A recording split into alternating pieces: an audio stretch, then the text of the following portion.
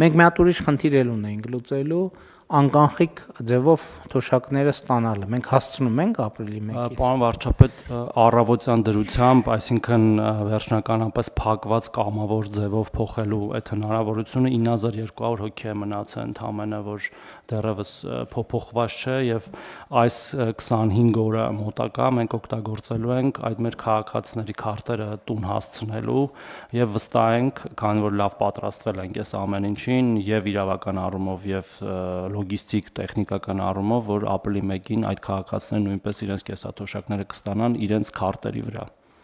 Ընդ որում ես ուզում եմ անկեղծ ասել, ես 2 տարի եւ ավելի տենց էլ չեմ հասկանում այդ խոսույթը,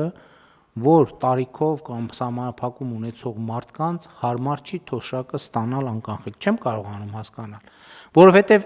նախ այդ գումարը ավելի անվտանգ է, որովհետեւ այդ գումարի ցանկացած շարժ հետագայում հետագծելի է, ինչ եղավ։ Երկրորդը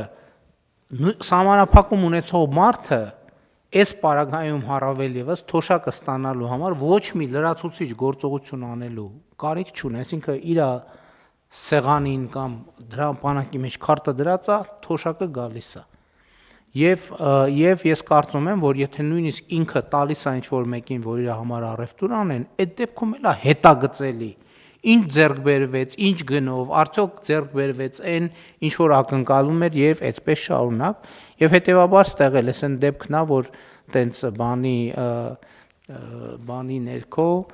սպառնալիքների ներքո, ոչ թե սպառնալիք հետ առումով, որ վայ պրոբլեմ կլինի, ես կլինի, մի հատ էլ նայենք, մի հատ էլ նայենք, մի հատ էլ նայենք, 2 տարի է անկեղծ, հա մեր համակարգին ցանթատ ասում են, լավ չանենք, որովհետև խնդիր կլինի։ Ես 2 տարի է մտածում եմ այդ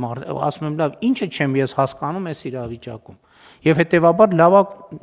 լավա ուշ քան երբեք, բայց ինչի համար եմ ասում, եթե հանկարծ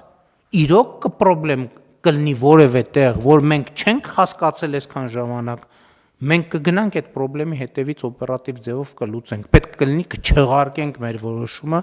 ներողություն կխնդրենք, բայց ես չեմ կարող պատկերացնեմ այդպիսի իրավիճակ։